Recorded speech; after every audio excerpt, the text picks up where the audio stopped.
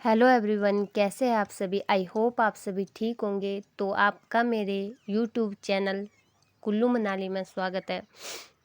तो जैसे कि आप सभी देख रहे हैं, यहाँ पर मेरा बेटा चप्पल निकाल कर खेतों में काम करने लगा हुआ है।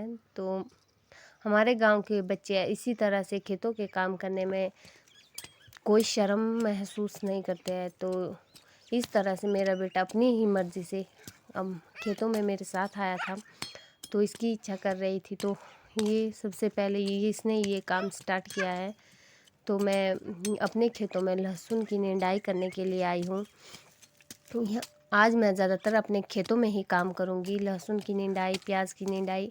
और हमने जो सेब की कटिंग की है, सेब के पेड़ों की कटिंग की है, तो उनकी वो लकड़ियाँ उठाऊँगी जितना हो सके। तो आज मैं ज़्यादातर अपना समय खेतों के लिए ही दूंगी, तो खेतों में ही काम करूंगी। तो पुराने समय में तो लोग ज़्यादातर अपने खेतों में सब्जी की बजाय अनाज उगाते थे। मक्की, गेहूँ, जो चावल होते हैं वो उगाते थे, चावल की खेती की जाती। तो आजकल के समय में ज़्यादा इस तरह की अनाज नहीं बोए जाते हैं, क्योंकि समय के चलते अब सभी लोगों ने अपने खेतों में बगीचों के रूप में उसे परिवर्तन किया है कि उसमें पेड़ लगाकर, सेब, नाशपाती, पलम आदि के पेड़ लगाकर उन्हें बगीचों में परिवर्तन किया है। तो कई जगहों पर अभी भी अनाज की खेती की जाती है, लेकिन वो बहुत ही कम मात्रा में होती है। तो यहाँ पर ज़्यादातर आपको कुल्लू मनाली में सेब, नाशपाती के बगीचे ही देखने को मिलेंगे। तो कुछ इस तरह से मैंने भी अपने खाने के लिए साल भर को मैं जितना हमें लहसुन की ज़रूरत होती है उतना ही लगाया है। तो ये इतना सा लहसुन हमारे पूरी साल में चल पड़ता है। तो थोड़ा बहुत हम बाज़ार से लाते हैं, बाकी हम अपने खेत का ही लहसुन, प्याज वगैरह खाते हैं। तो कुछ इस तरह से मेरा लहसुन निंदाई करने के लायक हो गया था। तो मैं यहाँ निंदाई कर रही थी, तो मेरे साथ मेरा बेटा भी आया था। इस तरह से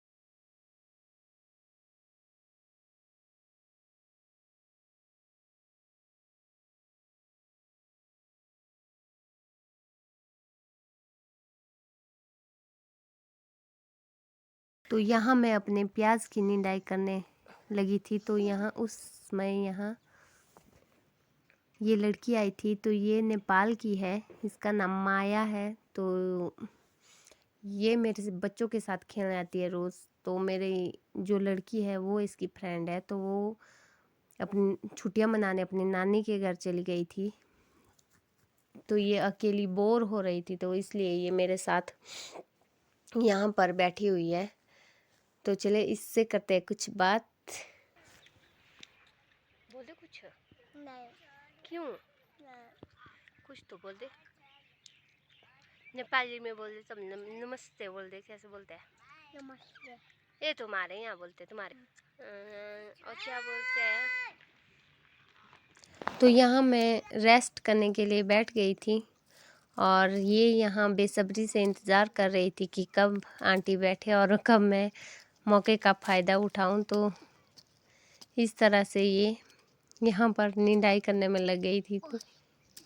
तो ये बहुत पहले से मुझे बोल रही थी कि आंटी जी मेरे पास दो।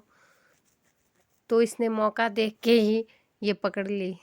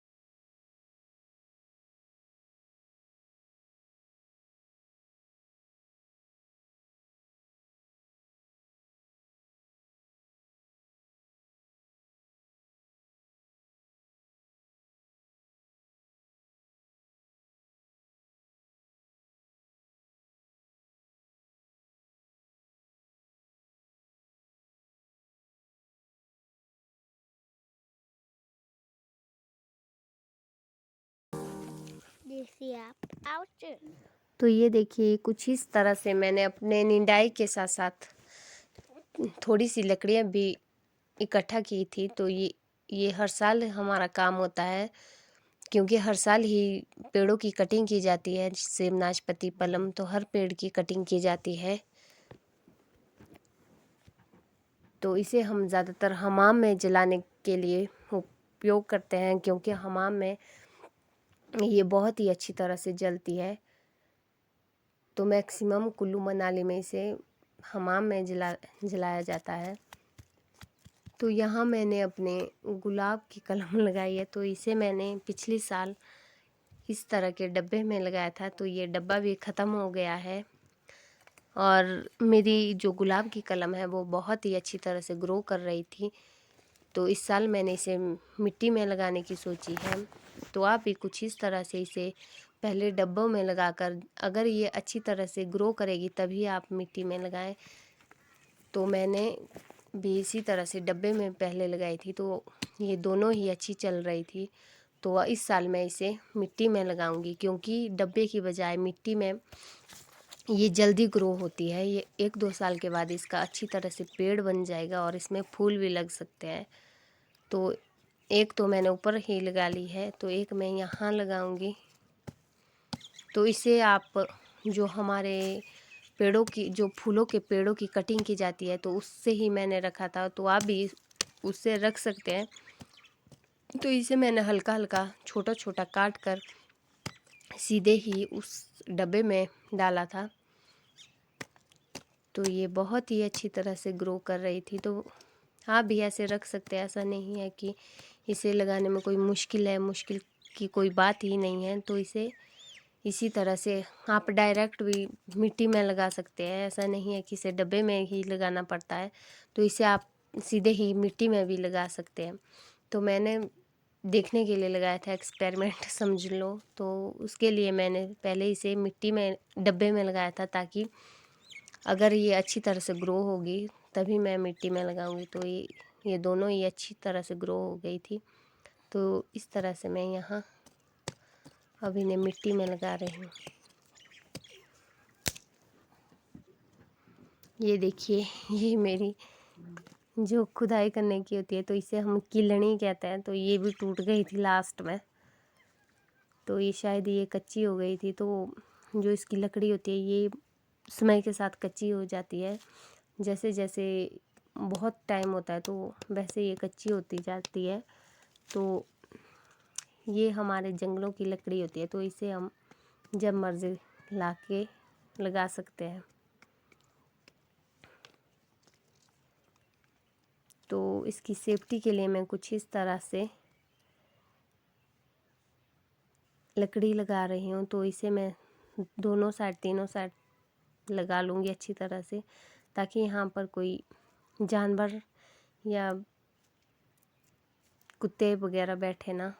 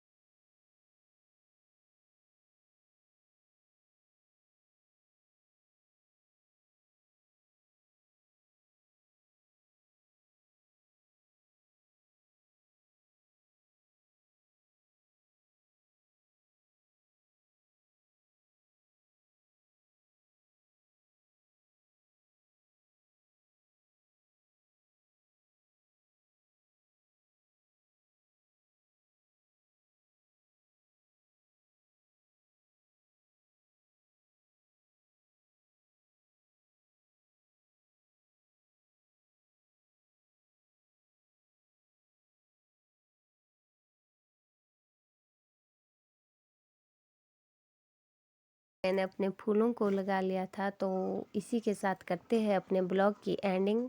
आई होप आप सभी को मेरा ब्लॉग पसंद आया होगा। अगर आपको मेरी वीडियो अच्छी लगी होगी तो मेरे चैनल को लाइक, शेयर और सब्सक्राइब करना ना भूलें, ताकि मैं आगे भी आपके लिए कुछ इसी तरह से अच्छी अच्छी वीडियो लाती रहूं।